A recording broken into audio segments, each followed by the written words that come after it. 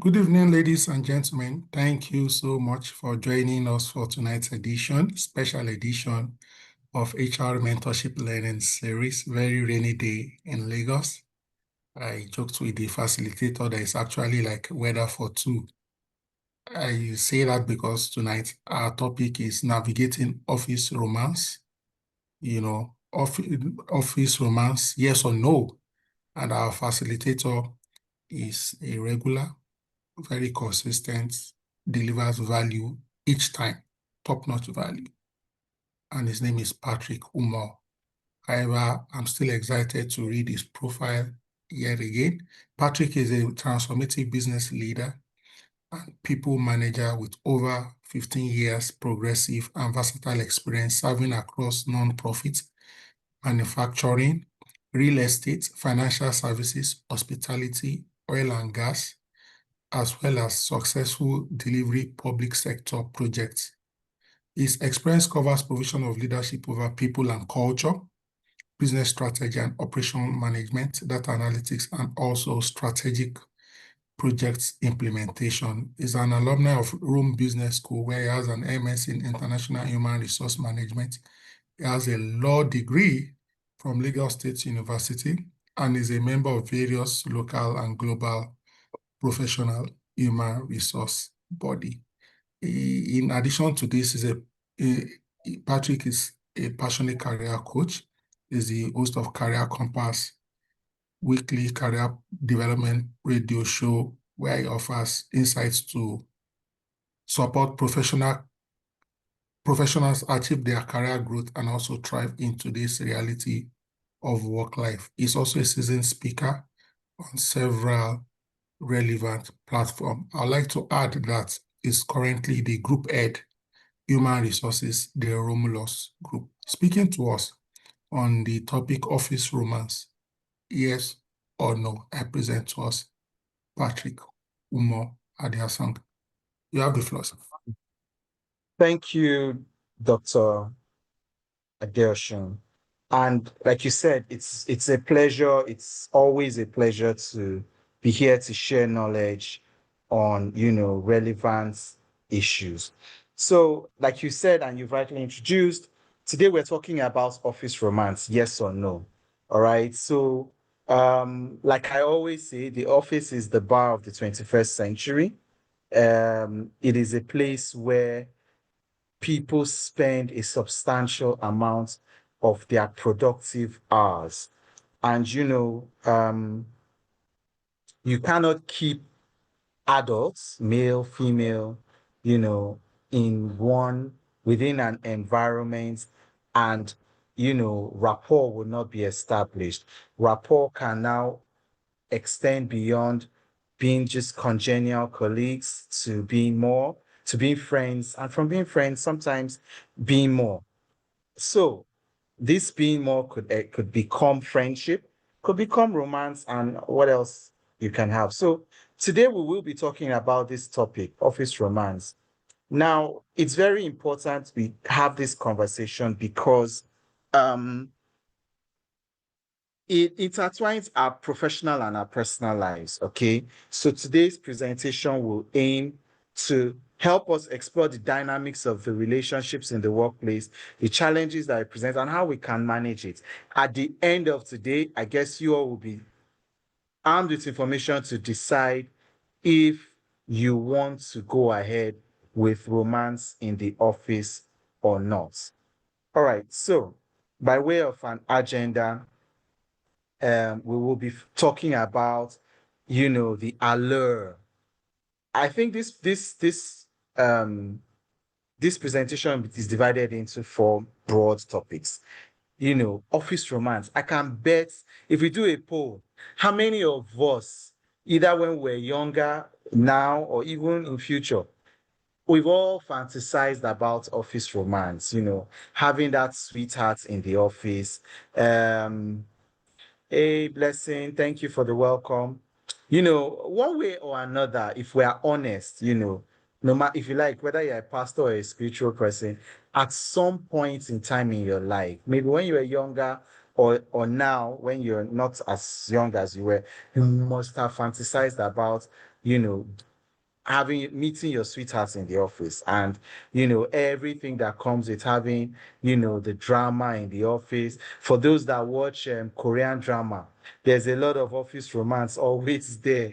So I hope that has not formed our own understanding of things. But anyway, why there is an allure and what are the risks behind that could possibly go wrong with office romance. If you decide to go ahead, how do you navigate it? Of course, sometimes things go wrong. What to do when things go wrong during office romance. And then we may just look at broader perspectives, why companies need to have a structure or a framework that regulates, office romance within the borders of their organization. All right. So let's just dive into it. First of all, we'll look at the allure and the risks. Why? So because this is a yes or no, office romance, yes or no topic, right? We want to talk, why does office romance happen in the first place? What makes the office, a common setting for romantic connections? And just to put this out there, today's presentation will be taken in a question. So I'm not saying yes or no. Okay. I'm just going to prefer explanations as to some of the questions that will be posed today. But whether I think office romance should or shouldn't be, I don't think that's the purpose of my conversation. And I'm not going to pick a side. Okay. Okay. Yeah. Folarin says, why romance happens in the office is because we spend a lot of time at work. And you're correct, Folarin. Because do you know that we spend more time with our colleagues than we spend with our spouses? Folarin, do you know that? Well, obviously you said it. We spend, if you do the calculation, we spend much more time with our colleagues than we spend with our significant others. For those that are married and all, so it's only natural that affinity would breed. Okay. Oh, I love the way Shula puts it. She says, familiarity breeds affection or contempt, one way or another. I love the way Shula puts it. So I think the summary is intimacy can only grow when you invest time. Okay. Titilope is begging us that we shouldn't break the table. Titi, do you think that table will still stand by the end of this conversation? I'm not sure. But anyway, we'll find out. So intimacy is nurtured where there is close proximity, where you spend time together. All right. So proximity and time, yes, that's the first point. Work time is a prime breeding ground for relationships to blossom. Okay. We spend a significant amount of time with our colleagues. So this fosters familiarity and connection, shared goals, all right, and experience. When you work together on projects, this creates bond, constant interaction, like Blessing just said. Of course. So you're not just interacting, you're working on goals, all right? You are developing shared experiences. That TGIF where both of you drank a little too much alcohol. You both danced, you fell in each other's arms. There was one TGIF we did in my office where it was a salsa party. And for those that dance salsa, salsa is not like what do you call it? Our Atilogu dance that you stand on one side, you hold hands, you dance, you drink, you cry together. Yes, so Tolu, we did salsa party as our TGIF. When you are holding hands, winding waist, of course, familiarity will be bred. Okay. Um, again, um, um, mutual respect and admiration. All right. So when you observe someone's skills at work, this can lead to attraction. All right. You see the way Dr. Yemi Adeosun, the way he tucks his shirts in, the way his tie is always balanced on his neck, the way the gaiters on his shirts are always standing. His gaiters are so sharp. If you stay too close to him, they will cut you. You admire the way he's hardworking, the way he's diligent. You like the way he carries himself, the charisma. Blessing, you are laughing. Okay, oh. It's only natural that admiration can turn to affection. All right. When you're together in the office, there's that mutual, that you share similar interests and values. All right. Both of you love Korean movies. Patience. Have you done office romance before? This one that you can relate so easily. All right.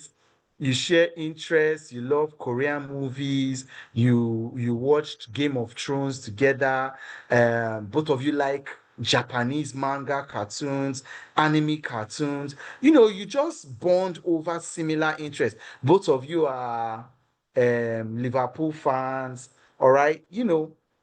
These are things that could further foster intimacy. Those water cooler moments, those casual interactions that spark on unexpected chemistry. All right. God. Dr. Adeosun, can we speak freely? Because this is one of those topics where we are not in the office. We can speak freely now, right? Those moments where body touch body and then there was some instant chemistry. Both of you were working late together in the office at night. You were the only ones in the office and, Aniola, thank you, Jare. Let's speak freely. All right. Patient says that she only admires the qualities she sees, but can't venture into it. Okay, as HR, well, you're right. For HR, I keep saying this office romance is even more difficult for HR. Why? Because since we are all HR professionals on the call, why do you think it's difficult for we HR to be involved in office romance? Aha, then really you are there, where both of you want to pick the stapler at the same time and their hands brush against each other. Those moments where when your hand brush, you now say, this guy, his skin is very soft, and there was a day in my office we did, on this mental health day, no, this last year's mental health week, right? We did this, what's it called? We did a hugging booth, right? Emmanuel, soft skin, you understand. Oh, Zeno says he's HR and he married his colleague, correct. Are both of you still colleagues now? Maybe you were colleagues then, but I don't think you're married and you're still colleagues now. All right, so just to share, during Mental Health Week, on one of the days, we had a hugging booth. We had a male and a female. So throughout that day, if you want a hug, you go to the hugging booth and you hug that. So if you're a guy, you can collect free hugs from the female. And if you're a female, you collect free hugs from the guy. Do you know that till today, well, not till last week, people were still talking about how huggable the guy that was in the hugging booth was? All right. Those are the water cooler moments that, it was a hugging day that HR set up. Oh. Some people are now still fantasizing about, the hugs that brother Dr. Yemi Adeosun was giving on World Mental Health Day. All right. Free hugs. Yes, free hug. From free hug, they took it, it is possible you can take it further. All right. So, um, all right. Chinem says she has fallen in love. Oh, HR is human. How will you do it? You know what? We will talk about the peculiarities of office romance for HR. All right, because I think that is a different kettle of fish. All right, so we'll talk about that. I think we must. So Chinoyem reminds me before we wrap up that we need to talk about office romance for HR. All right, before we wrap up this session, let's do that. Okay, so let's talk. We've talked about the allure of office romance, but what are the risks? what are the potential risks if you decide you want to do office romance. First and foremost, I think the number one risk is professionalism can be compromised. All right. The lines between your professional and personal behavior can become blurred. All right. I want to ask Blessing, if you are dating, please, doctor, for the purpose of this call, let's just use you. You're just the perfect example. So let's say Blessing is dating Dr. Yemi Adeosun, for example, right? The moment they start dating, if everybody else in the office calls him Dr. Yemi or Dr. Adeosun, right? Blessing, Oluwalusi, Blessing, that's Blessing. That's the Blessing I'm referring to for the purpose of this example. All right. For the purpose of this example, Blessing is in a what's that word? In a situationship with Dr. Yemi, right? Sorry, Blessing. The moment both of you become intimate, we're all adults on the call, right? The moment both of you start kissing each other, thank you, Eniola, situationship, exactly. The moment C finish, thank you. The moment C finish has entered it, how are you going to be calling him Dr. Yemi? Where everybody is calling him Dr. Yemi, what would you call him? Someone that you call baby. When both of you are alone, you call him baby. And Eniola, you are right. You call, she calls him tallest. My tallest baby. Correct. Somebody you call my tall baby, right? How are you going to be calling him? Once in a while, we're humans, right? You let your guard down. I mean, it will remain small in your email. You even type, dear tallest baby. And then everybody, let's say it's an email that everybody, other subsidiaries are in copy of. And you mistakenly, moment of weakness. Let me call it a moment of weakness, right? You called him Obim. Okay, you called him my Achalugo. Okay, let's even Dr. Yemi calls you his Achalugo. You went to sleep up. You sent an email, everybody in the company copied, where he called you my Odogu. Odogu, my tall Odogu. You now typed, dearest tall Odogu, right? Tall glass of Odogu, whatever pet name you call him. I mean, it's distracting, all right? So it's difficult sometimes to maintain that professionalism once there's romance that is involved. Dearest tall glass of cappuccino. Eniola. All right. Now let's talk about the power dynamics, okay? So look at a situation where you have relationships between supervisors and subordinates. Those are the potentially most problematic relationship because there's that potential on one hand, right? There's potential favoritism, right? Or perception of favoritism, all right? On the other hand, there is that element of coercion. And let me explain. So for example, right, let me use Eniola, for example. Let's say Eniola reports to me, Patrick. Let me not use Dr. Yemi this time. Eniola, for the purpose of this example, you report to me, right? I like you. Now, Eniola, if I say, Eniola, let's go out for lunch. The question I want to ask, is that a request? Is that an instruction?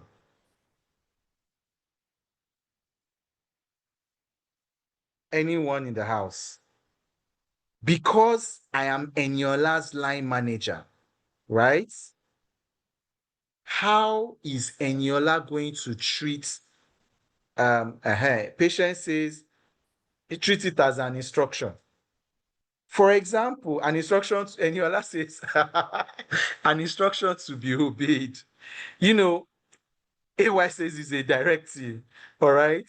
So it becomes the power dynamics, whether we like it or not, right? It comes into play once you want to bring romance into it. Because, for example, I'm the one doing Eniola's performance appraisal. This is that time of the year, performance appraisal, isn't it? I am her line manager. If I tell Eniola, let's go out for lunch, Eniola says, sorry, Mr. Patrick, I am busy. I will ask Eniola, busy doing what? What are you busy? Is what you are doing? Is it not the work? Busy, Bawu. Thank you. What busy doing what? My work. Am I not your line manager? You say, you have a deadline. Which deadline? You mean the deadline I gave you, right? So there is that undertone of coercion, right? Because it's, even if there is no coercion, there is a perception of coercion. If Eniola cooperates, quote and unquote, then there is that element of favoritism or perception of favoritism. All right. Another risk of office romance, can you handle the gossip? Online in-laws, can you handle the gossip? I mean, office romance are the subject of intense speculation, gossip, which can be uncomfortable for everybody involved. All right. I mean, you guys will be the topic of everybody's conversation. I saw Eniola driving Mr. Patrick's Benz when Mr. Patrick was on leave. HR Zadi, I love what are the HR Zadi from Lagos. All the side talks. I imagine, after work, I saw Eniola and Mr. Patrick at sidewalk, and they were coming out of sidewalk together. All the side talk, gossip, this, that. Can you handle it? All right. So if you can handle the gossip, the scrutiny, Eniola came late. And Patrick, that's always shouting when people come late for meetings, because it was Eniola, Patrick kept quiet. All right. All that scrutiny. And then finally, all right, well, not finally, what if, you guys break up? Do you know that the breakups can be messy? All right. Because it can, do you know that it can even create a potentially hostile work environment? All right. And the worst part of it, all right, so let me use back to Eniola, you borrow me your name for today, for tonight, rather. So Patrick and Eniola break up, okay? You know that the office will be divided, all right? You have some colleagues who will be sympathetic to Eniola, all right? And then you have some colleagues who will be sympathetic to Patrick, all right? And then you now have, what do you call it, different factions. Eniola, I didn't like the way you treated Patrick. Patrick, I didn't like, why would you treat Eniola like that? So the fallout from the breakup could also be equally messy. All right. And in extreme cases, it could lead to legal and HR issues. All right. So that's where many companies have policies against office romance, particularly those involving power imbalances, all right, in order to avoid liability for harassment or discrimination, all right? So, yeah, those are some of the potential risks that engaging in office romance can cause. So now that you know the risk and the allure, all right, if you decide you want to, despite, or they say the thing where they person mind, I mean the thing where person won't do, it dey in belle. So despite all this English I'm speaking, some of us will still want to do office romance, okay? So if you decide, despite all the risk I've highlighted, that you want to go ahead, all right, how do you navigate it? So I will give us these quick tips, all right? First of all, if your colleague is entering your eye, paraventure, your colleague is entering your eye. You find yourself being attracted to your colleague. Here are some steps that you need to take.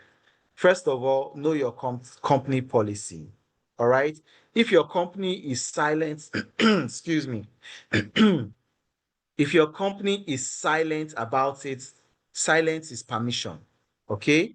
If your company has a clear rule or guideline against office romance, for example, some companies say if you engage in office romance, you must declare it to HR. And if you are HR engaging in office romance, you must declare it to the senior management. All right. So yeah, make sure you do not go foul of your office policy. Some companies, okay, office romance, but if the romance leads to marriage, then there's wahala. So just find out your company's official position and align with it. Okay, Blessing says romance is allowed in some organization, but it should be discreet and among singles. How it take concern the company that it should be among singles? Is it a religious organization? Because there's potential legal issues. What if the company says they are outlawing it and somebody sues the company? I hope you know freedom of association is a fundamental human right. So how can a company tell me and my darling Eniola that we cannot date? You are violating both of our freedom of association. Eniola, am I alone? Right? So we need to be careful. Eniola is with me. She says, why should the company try to regulate our love? Okay. So yes, they can be sued for coming in between our love. So we need to be careful about how we try to regulate it, because freedom of association is a fundamental human right, irrespective of our marital status. I hope you know. Do you know that now I'm speaking legally speaking, all right? It is not illegal for a married man to be emotionally, I said illegal. I didn't say moral. I didn't say rights. Okay? Morality is a different topic. Legality is a different topic. But I said it is not illegal for a married man or a married woman to have emotional or sexual affections outside marriage. I hope you are aware. In fact, the only thing that is illegal, if I was married in a Christian, in a church, or I was married by law, that means I went to the marriage registry. What the law prohibits is bigamy, meaning I cannot be married to somebody and then now marry somebody else while I am still legally married to somebody else. Yes, Eniola, the law only prohibits bigamy. Adultery and fornication is not illegal. Adultery and fornication is fundamental human rights, freedom of association. Are we together? Note, I am saying legality, not morality. So we need to be mindful of not, our job as HR is not to be a moral police. I see lots of surprise exclamations. Yes, we can uphold the law, but morality or spirituality is a personal concern. And we need to be careful not to contravene the fundamental, because the Constitution of Nigeria protects our freedom of association. And we do not need to tamper with that freedom. I apologize if I offend our sensibilities. Yes, Morality is not legality. Yeah, so we can uphold legality, but it's not our job to uphold morality. We are not pastors or spiritual leaders. We are HR. Okay, so I've talked about the power dynamics. If there is a difference in authority, proceed with caution. Okay, in an ideal world, do not pursue it. Okay, it's very untidy. It's difficult. In this case, back to Patrick and Eniola, it will be difficult for me if Eniola is my direct report.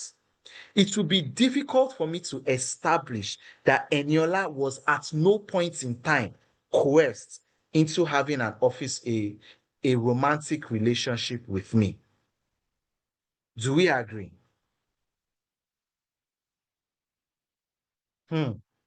Emmanuel says, what about romance that leads to pregnancy in the workplace? And the culprit was HR. We will talk about HR. We've agreed that we'll talk about HR separate. HR is a separate topic. All right. Romance with HR is a separate topic.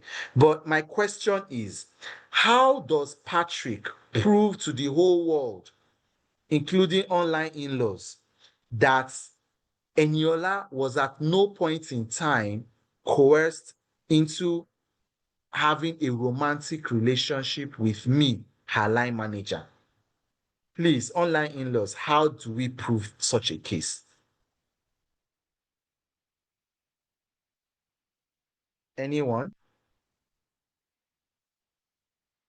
It becomes really difficult, really, really untidy. Okay, the message is difficult to prove. Even if she wasn't coerced, she would have simply accepted to keep her job. How do you want to prove? Okay, Dr. Kudirat says, why do we need to prove? I will tell you why we need to be proved, why we need to prove it, right? What if tomorrow, a relationship that started on a consensual basis, what if tomorrow Eniola says, maybe after we break up, Eniola goes to HR and says she was coerced by Patrick into that relationship. And Eniola is suing the company, suing HR, and suing Patrick for harassment. How do we prove Patrick's innocence? No.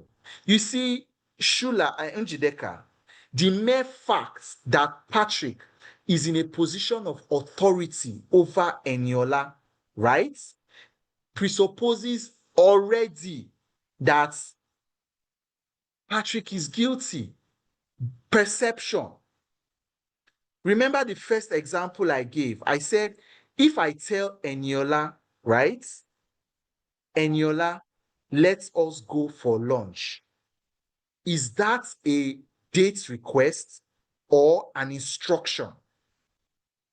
I am the one that needs to, in this case, normally they say innocent until proven guilty. But in this case, I'm telling you, Patrick is guilty until proven innocent. Because ostensibly, by the face of it, my position of authority already presupposes that I coerced her, or I used my position of authority to gain sexual favors from my direct reports. I'll give examples.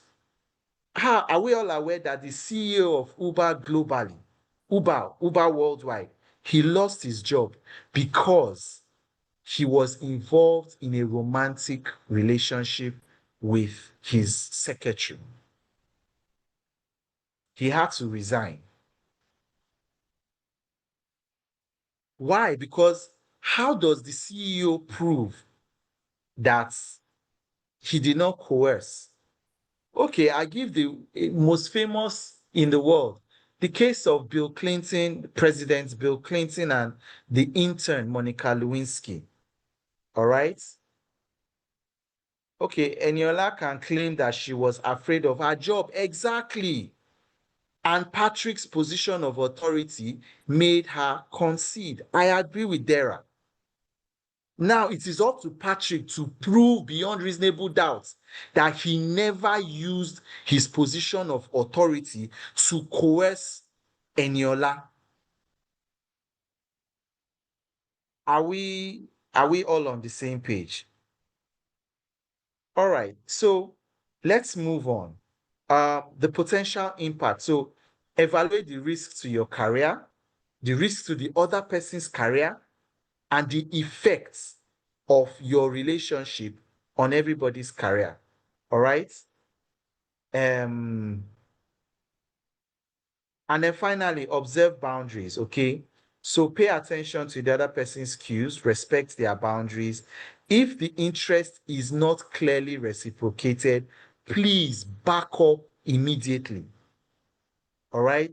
Why do I say that? Because, sexual harassment is is like a missile. Once it's launched, it's difficult to call it back. Are you aware that simply me asking Eniola for a hug, right? Okay, let's go back to this Patrick and Eniola.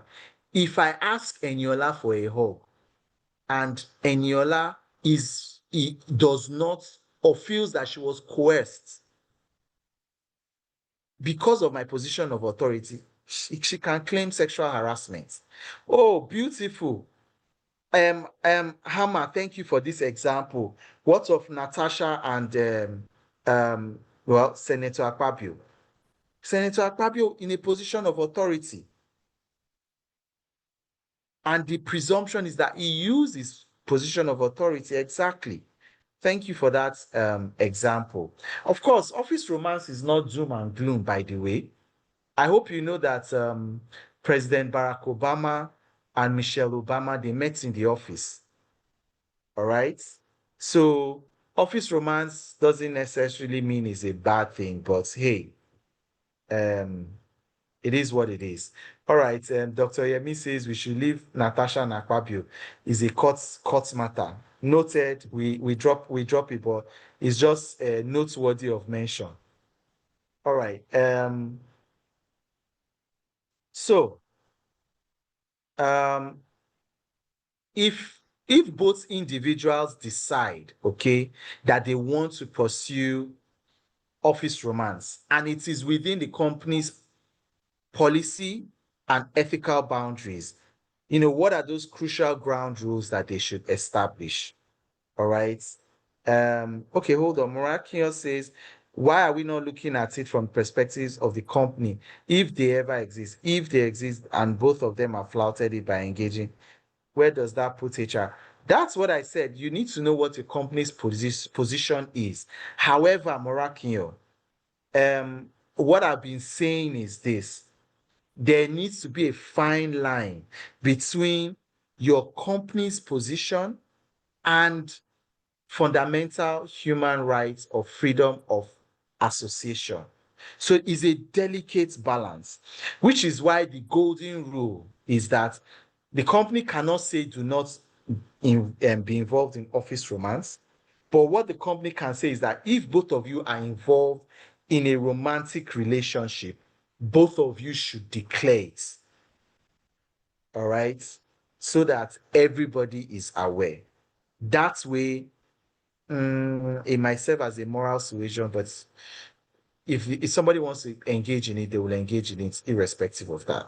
All right, so now, what are the ground rules that can help if there is both parties consensually agree to engage in office romance? All right, so if Patrick and Eniola agree that they want to date whilst they are colleagues, rule number one, keep work and personal life separate.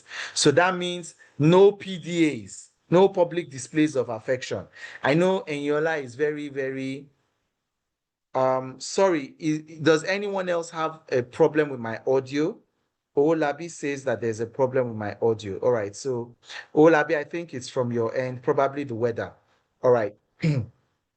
So, Eniola, it means all those pet names you call me privately. You cannot call me those pet names in the office. Okay.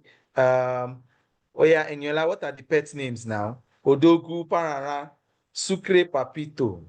You know, oh yeah, baby, sugar. None of that in the office. Fine man, correct. Okay, Adepoju says declaring is dangerous. What if another lady already spotted the same man?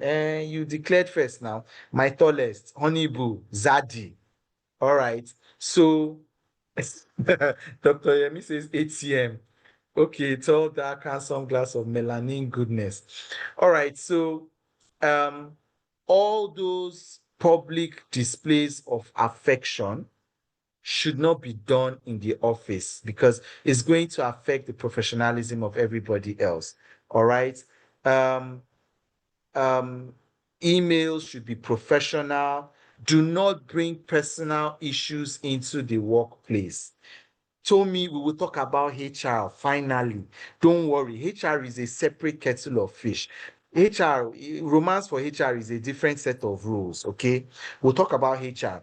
So maintain professionalism in all interactions, treat each other as colleagues in all work-related settings, all right? So if you are HR and I am HR, let's imagine Eniola is internal audit, right? And Eniola does something wrong. If I have to issue a query to Eniola, I would say, dear Eniola, please kindly state why further disciplinary action should not be taken against you. I will do my job. We have to be professional. All right. Be transparent. If it's required by policy or for team harmony, declare it so that people will not suspect. Look, guys, I just want to state that myself and Eniola, we are in a relationship. But I guarantee you that our relationship will not affect our professionalism in the office. Don't leave people guessing. All right. If you are, if you as an adult, whatever you are doing, do it with your full chest. All right. Declare it. If it happens between HR and MD, I've told you guys that we'll talk about HR. HR is a separate conversation we will have. All right, today. So be transparent. Have a backup plan in case breakfast is served. Okay, I repeat, have a backup plan in case breakfast is served. So discuss how you guys will handle a potential separation professionally to minimize workplace disruption. All right. Breakfast can be inevitable. So have a plan B for breakfast. All right. So be mindful of perceptions. Understand that colleagues will be observing. So strive to be fair. Avoid any appearance of favoritism. All right. Aderele says the backup plan is to resign. Resign and relocate. Interesting backup plan. Okay. So, um, so when things go wrong, what happens in the event that breakfast is served hot? Okay. Like I said, keep your work life and personal life separate. So um, um, avoid any display of public affection in the office. Do not bring your, hold on. No, okay, sorry. I was reading the wrong side. Yes. So yeah, I've mentioned this. So if things go wrong, you guys be mature, be professional. Hold on. Buffet style breakfast. I hope office romance is different from sexual harassment. What's the difference between office romance? So, office romance is consensual, right? But sexual harassment is not. Sexual harassment is when um, office romance is not consensual. All right. So, that's the difference between office romance and sexual harassment. All right. So, um, well, why do companies have policies regarding office romance? Okay, as HR, exactly. I like Omonua's definition. Sexual harassment is office romance gone wrong. Exactly. Just look at sexual harassment as office romance without consent. That's my own way of looking at it. All right, so it's important that we have policies around office romance, okay? One, to prevent any claim of sexual harassment or discrimination, okay? Um, Hammer, Dr. Yemi has said Senator Natasha and Akpabio's issue is sitting before a court of competent jurisdiction, so we cannot comment on that right now in this conversation, okay? So, yeah, also it minimizes conflicts of interest. So in the event that there is office romance, to ensure fair and objective decision making, to maintain productivity and professionalism. So it helps to avoid distractions and create a focused work environment. Yes, allegedly, that's what did I not mention allegedly? Okay. Blessing says her sister and husband were colleagues at work. They were both in the same department and under the same line manager, and they got married. In fact, people didn't know they were in a relationship until they brought their wedding ivy to the office. But when they got married, did they still remain in the same department? I'm curious. I'm curious about that. Okay, yes, somebody must have resigned. Okay. To limit legal liability, none of them resigned. Wow. What department was this? Interesting. The company kept both of them, husband and wife, in the same department.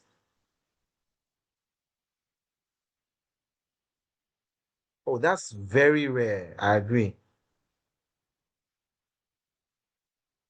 Okay, so to limit legal liability, so in order to protect the company from potential lawsuits, it's important you have a policy, all right, to foster a fair and equitable workplace in order to avoid perception of favoritism, all right.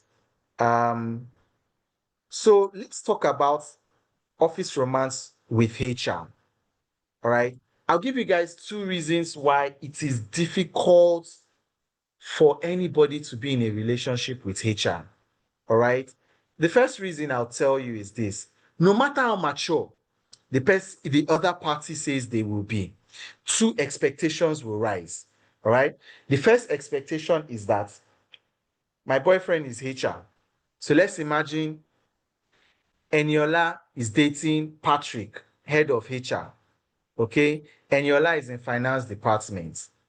Do you know that automatically, if Eniola comes late to work, right? Chinere say my ticket don't cut. Thank you. I will be coming late. If Eniola comes late to work, who would the line manager report Eniola to?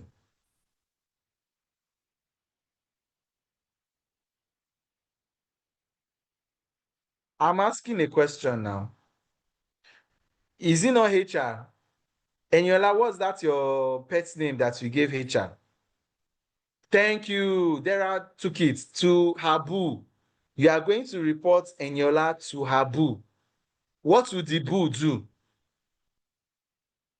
To the love of my life. Okay, LOML, love of my life. Booha. Thank you. So you are reporting, let me use this example, if Dr. Yemi will allow me. When the politician says, take the matter to court, okay? Consider dinner versus sanction. Okay. Abu can do nothing. Thank you. So Eniola's line manager is reporting Eniola to me, the boo. What do they want me, the boo, to do? I should give Eniola query. Am I not? Somebody says I'm the reason why Eniola came late in the first place. Thank you. If I send Eniola query to explain to me and her line manager why she came late, which answer will Eniola give to my query?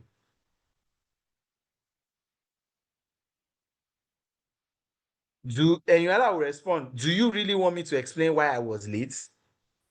If she can say that in an email. Okay, they will settle your matter in the yes now. If Eniola responds in email, dear Mr. Patrick, do you really want me to state why I came late this morning? End of story. QED. Case dismissed. So the first reason why it is difficult for anybody to date HR is because only when people, it's difficult, no matter how mature the other person says they are, they treat dating HR as, if you play Monopoly, you know, when you have a get out of jail free card, okay? You treat, because you are emotionally in a relationship with HR, you treat it like nothing can happen now. You know, whatever happens, your boyfriend in HR will always protect you. All right. And then the second reason why it is difficult to date HR, there's this automatic expectation, right? That because your boyfriend is in HR, you automatically get promoted, irrespective of how you perform. I don't know if anybody can relate with what I'm saying.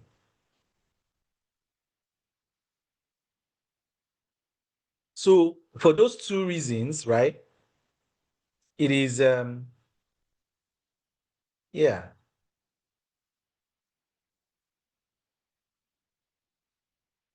HR's, okay, so now, if HR, being HR friend alone self is a lot, not talk of relationship. Promotion doesn't sit with HR fully now. But try telling that, Dara, try telling that to employees. Do they believe you when you say promotion doesn't come from HR, that it comes from their line manager? How many employees believe that it is not HR that does promotion? Let's take a poll. Okay, Ehikoya says, we know they date our colleagues, so we never know. Okay, if you date your colleague, you will say Patrick told you. Yeah, they believe HR has the final say. So it is extremely difficult for HR to date their colleague or for colleagues to date HR. It's always very untidy and messy. All right. So in conclusion, I would just say this, right? Whether you should indulge in office romance, I cannot say yes, I cannot say no. But what I would say is proceed with caution. Okay? While genuine connections happen anywhere, the workplace carries its own professional risks. All right. And I will close with this controversial statement. Some of you may agree, some of you may not agree. In the event you have to choose between love and work, I beg you, choose work. Please choose work. If you have to choose between love and work, it gets why you, I plead with you, choose work. Those that are saying, I choose love, Joe, okay. They say there is no romance without finance. If you choose romance over finance, that romance, you need finance to run the romance. So you didn't join company for love. You joined company for work. They are not paying you salary to find your soulmate. They are paying you salary to do your job. If hunger catch you, love will go out the window. Okay, Emmanuel says he chooses both love and work. If you must choose one, choose money. Now money go fund love. Thank you, Tommy. Tommy, you're on point. No, you imagine love without the funding of money. All right. So on this note, Dr. Yemi, if we have questions, comments, feedback, I think I'm happy to take it. Over to you, Dr. Prof. Thank you so much. This was an excellent expose on this topic. Would like to take comments, contributions, or experiences. But just before we go ahead, let me sound a note of warning. Please don't mention the name of any person or any organization. You had our facilitator. Let us choose work. Please don't choose controversy. Respect our space, please. All right. Please, let's raise our hands to either add to this session. You may think, oh, the facilitator did not speak on one or two things. You may think, so just add it. All right. Again, I repeat, if anybody says anything controversial, you will be banned permanently from this platform. I need to sound it clearly. Again, special people who join these webinars and they listen, so we all know. Adele, you have the floor, please. All right, thank you very much, Patrick, for sharing this with us. So what I would like to add is where there is no law, there is no sin. However, we should also apply a lot of common sense to these things. If you are going to engage in any affairs within the organization, you need to always do a cost-benefit analysis in your head. Is this going to be worth it? What will be the backlash? If you know that the negatives are going to outweigh the positives, then do not even go into it, right? That's the first point. Second point, like he had said, a lot of companies already have policies around these things, right? So work within the guidelines of the policy. And if you know that you can't resist the urge, right, to engage, then I mean, you may want to seek advice from a senior person or someone else, a mentor, to say, oh, because yes, many people are found love in their offices, in their workplace and whatnot, right? Just ask if you know you're not mature enough to handle such a task. Ask someone, oh, how do I navigate this? What are the things I need to do, right? Instead of just jumping into it and then getting burnt at the end of the day. Thank you. All right. Thank you so much. Thank you so much. Thank you so much, sir. Comments, questions, contributions, please. All right. I see Bukola Mercy. I see Shula. So we'll start with Bukola, then we move on to Shula.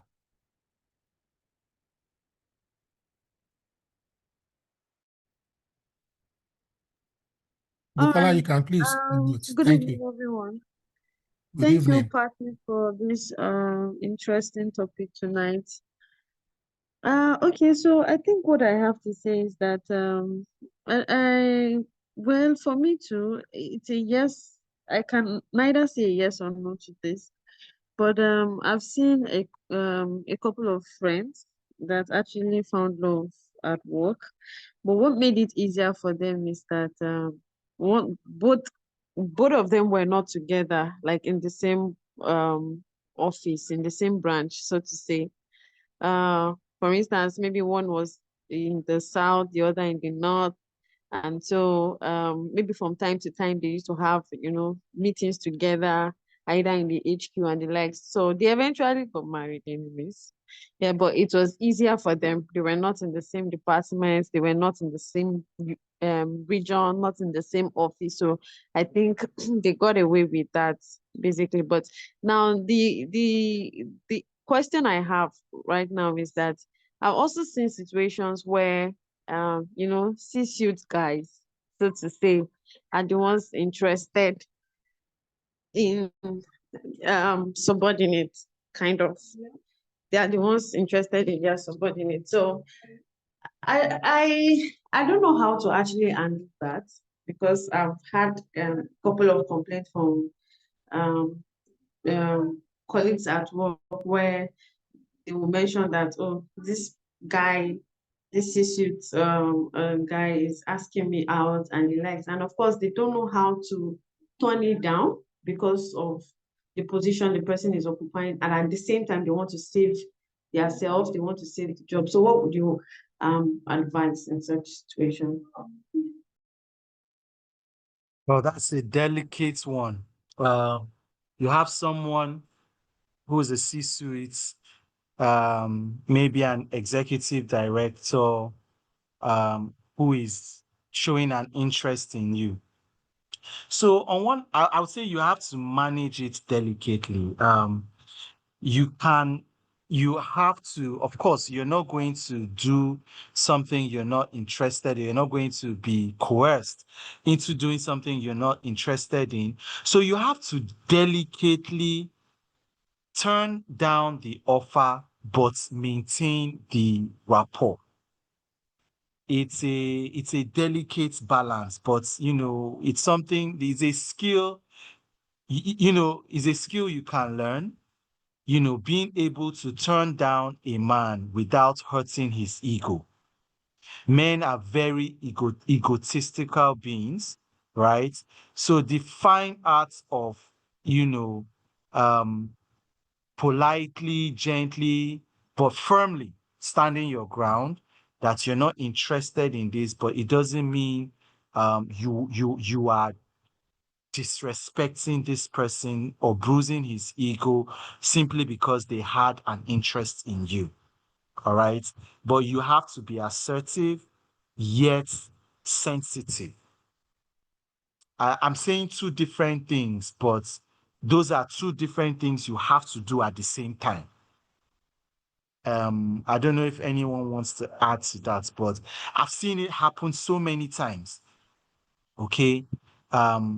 You have to just play the fine line of managing the attention without leading the person on, but you still state from the get-go.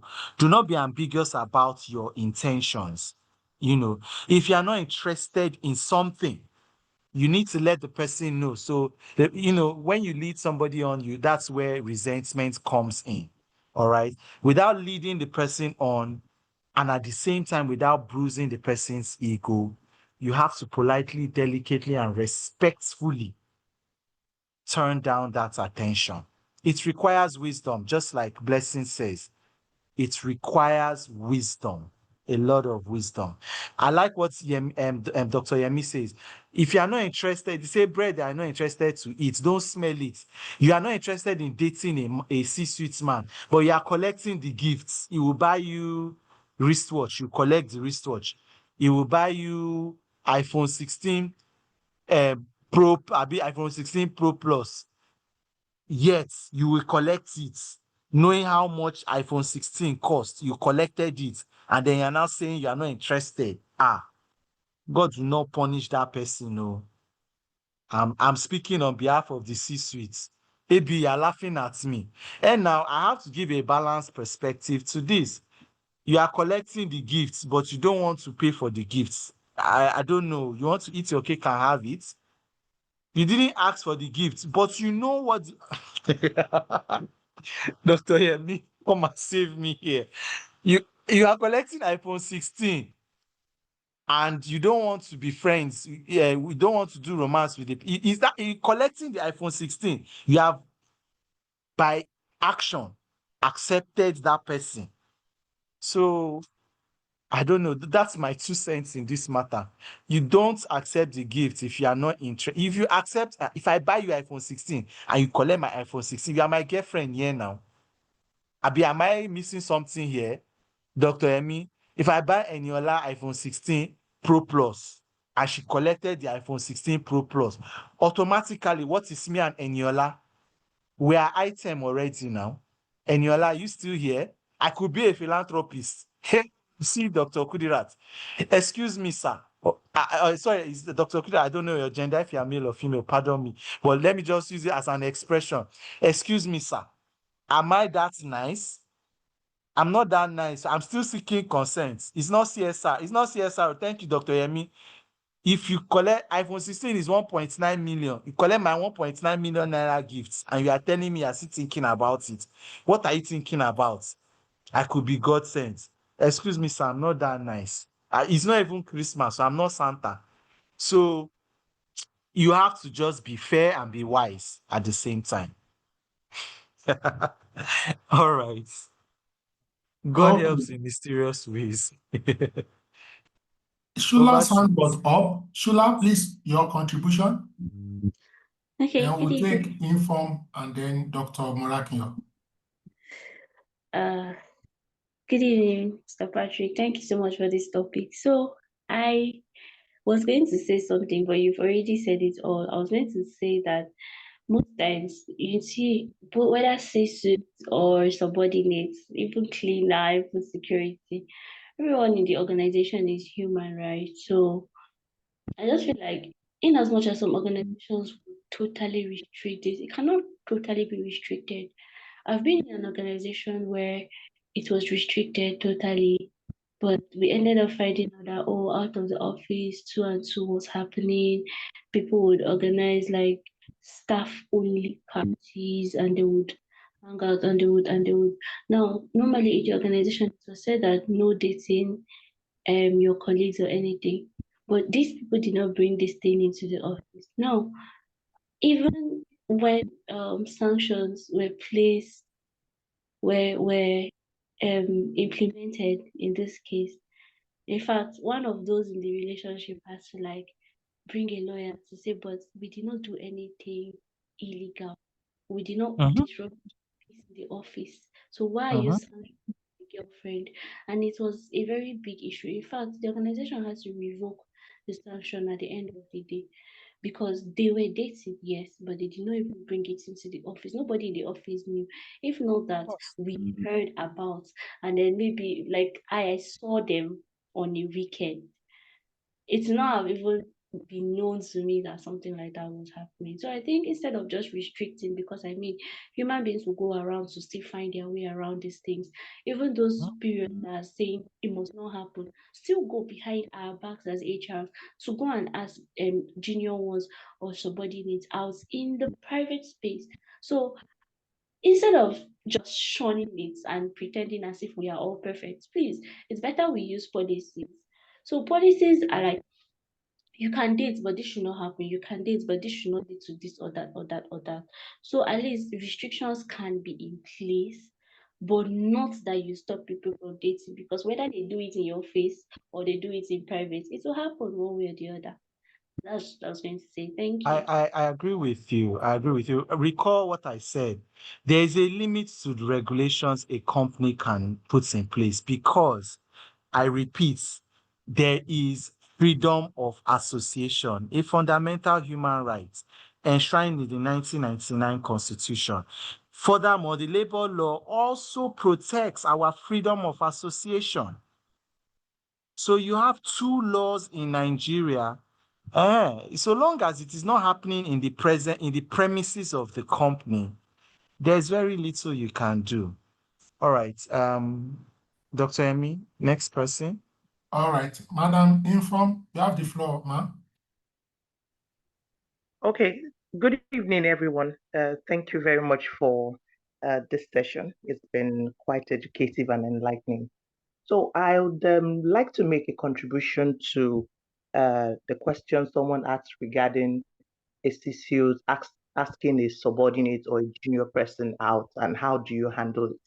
I actually had a colleague, a friend who was very close to me, and she told me about a CCU. He was actually one of the directors who was interested in her. And sometimes when she goes to his office to get approval for stuff, he will try to physically harass her, like, come now, let's do this, even right there in the office. So she kept on saying no, because number one, she knew this man was married, and the person he's married to happened to be a friend of hers. So she kept on saying no. In fact, she told me that there was a day she had to threaten him and say, look, I'm going to go live on Instagram. See, my phone is with me. I'm going to go live on Instagram. I'm going to record this. The whole world will see. That was when it stopped. But over time, she had to keep proving herself and saying no, but with respect, and maintaining the official relationship. So that was how over time the guy stopped harassing her, and they were able to move on from there. So that's just my little contribution. Thank you. All right. Thank you, Ifan. Thank you very much. Dr. Morakinyo.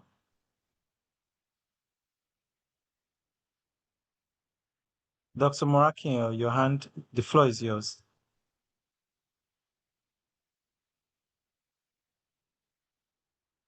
All right. You can now unmute. I think there was an issue earlier. Doctor, All you right. can unmute. All right. Good evening, and thank you so much, dear presenter. I just want to emphasize that we are all emotional beings. Some of those things we say, good as they may be, they get to issue of affection. People throw caution to the window because people have issues, and life is like that. Imagine we have somebody trusting God for wife or husband, and you now got one in the office, and you are talking about one year rule. You will not care. I've seen that happening real. So caution is the word. Everybody has to be very cautious and be mindful. But when you get to emotion, people at all levels can display emotion in ways that you never expected. Even people that you respected, people that you feel that they are law-abiding, they are courteous. When you get to issue of emotion, you'll be shocked the ways some of them we react. So, unlike what even somehow make it difficult is the issue of this freedom of association. That what are you saying?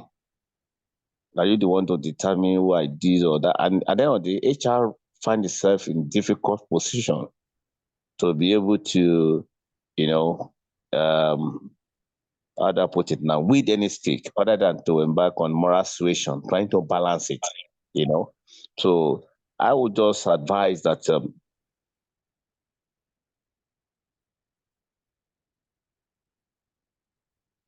caution is the word. Be professional, especially HR. If you are going to be involved in any way, let us be professional to balance, looking at both sides and ensure that our position, make things better instead of getting worse. Because many times too, we have seen HR position also get involved emotionally because of attachment, especially a female supporting a female who has come to report is harassment, is this or that, or a male, whatever.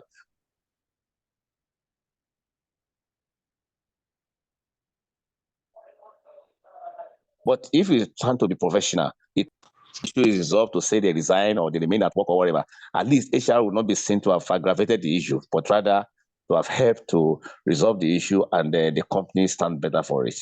So I would advise that we are just cautious in trying to, address issues when they occur. So well done, Mr. Presenter. Thank you so much for the great work you've done. Thank you. Thank you, Dr. Morakinyo. Thank you very much, sir. Chibundu, your hand is up. I think evening. we'll just take Chibundu. That's the last comments before we call it a day. All right, go ahead, Chibundu. All right, thank you for this session. It was very insightful and loaded. My question is sort of away from others because I see that we've tilted towards, okay, patiently stay there or patiently refuse and all of that. But my own is, what do you say to someone who is working with a multinational and you see that there's a trajectory as to there's a sound succession planning, you've seen yourself on the rank as to the growth, and you might be the next person at a particular pinnacle of your career in that organization, and then a C-suite is after you. Do you just dash out or keep saying respectfully no, or because you desire to get to that point in your career within that organization and you know how it would impact your career in a short while? What would you say to that person? So is this, I need to ask some further questions, right? I know we're asking for a friend, so if you have these details on behalf of the friend, it would be nice. But is this C-suite the sole decision maker with regards to the operation, who is the final pick for the succession plan? Okay, so in this case, they have been notified that, okay, at a certain point, say 2 years and 3 years, you should be taking over this role. and it's a top leadership role, and you see that everybody has a trajectory already. Your other colleagues on another 3 years plan to take up the next role, and you're on another 2 years plan. It has been spread out within the organization. Just the succession planning is tight. It's awesome. And then you have a C-suite coming after you. And it's not like this C-suite is a determinant to you getting the role. I mean, it's already fixed.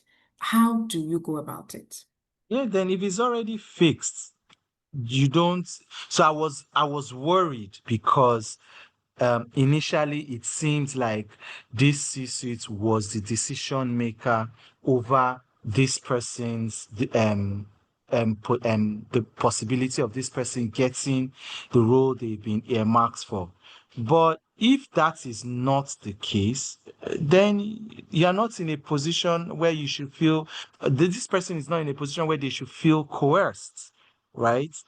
You see, at the end of the day, even every leader should have principles, all right? I think if somebody doesn't have principles, they're not fit for leadership. All right. Now, it's a delicate one because even at the end of the day, because there's usually a succession plan committee that makes these decisions, there are other decision makers that you can play your politics, or this person can play politics with to get to be on their side. But from what you've shared, there seems to be a watertight process in place regarding succession. So unless I have missed it or I didn't quite understand, it seems like this C-suite, and I would still ask again, is this C-suite a decision maker or the decision maker with regards to the succession plan for this employee? No, He's not a decision maker. he's not He's a not, decision maker, and he's but he's not a key the stakeholder in that organization. he's a key stakeholder. He's not the only stakeholder. There are other stakeholders there. In fact, there should be stakeholders that can even manage him. So He then, manages other stakeholders. okay, if he's a key stakeholder, right, but he's not the decision maker. He's not the decision maker, right? Correct me if I'm wrong. No, Please. he's not the decision maker, but the key stakeholder. A Okay. key stakeholder that can also alter. Influence. He can Yeah, exactly. influence Use the it. word, yes, influence. Influence the decision or the outcome of other person's decision. So the question is, should the person stay in that organization hoping to get to that rank and keep saying no, or just take a bow and leave the space? I am never one to give up or throw in the towel. I'm never one to give up or throw in the towel. I wouldn't say, of course, if the person gets a better offer elsewhere, by all means, yeah. But why would you want to cower? Between now and that time, many other things can happen. Person should keep doing their work, keep remaining visible, keep excelling, and keep managing even other stakeholders. But don't for any reason that person should not be coerced into it. Keep saying no, keep standing your ground, but again, do it delicately, do it respectfully, and eventually, I mean, that C-suite will read the room. Okay, so thank you for that. But would you say, please pardon the noise. That's fine. So would you say that this individual, in course of keep saying no, should in a way keep receipts of whatever advances, Yes, so document, just in please. case. Okay. He who assets must prove. One day, if this person needs to prove harassment and discrimination, they will need evidence. Please document and maintain, keep it. Keep those documents. You might need it one day. That person might definitely need it. So maintain, keep the evidence, keep the paper trail, but don't give up. Don't give up for any reason. Don't give up. Thank you. Yeah. All right. So I would just like to add my 2 cents generally to this particular last question. The first reason why I completely support the motion that the person should not quit or give up is, and I'm just saying this, the organization you are transiting to, you may meet a super Casanova who will even be worse than the one you are running from. I've seen it happen to people that the kind of bad behavior they resigned because of, they met it almost double where they are going. That's one.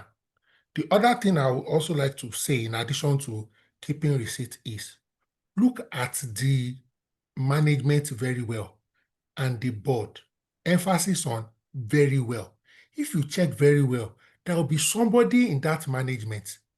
The person may either be, for example, in some instances, HR, it could be risk management, it could be maybe somebody in charge of sustainability, it could even be an independent director, it could be a foreigner, since it's a multinational.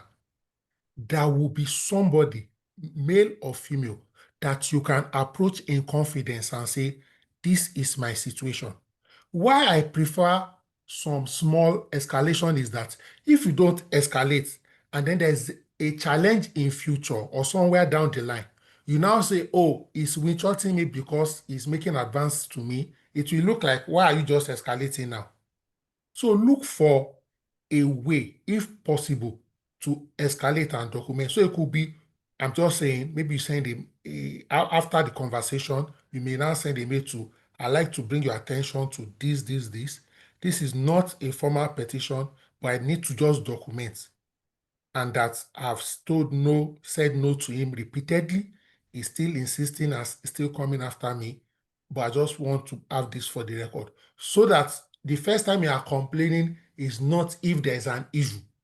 The final thing I will add is the fact that one of the things that I tell people, and it doesn't have to do with this context only. So maybe you suspect a line manager doesn't like you or is antagonistic unnecessarily.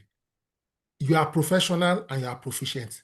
Please keep records of your good work.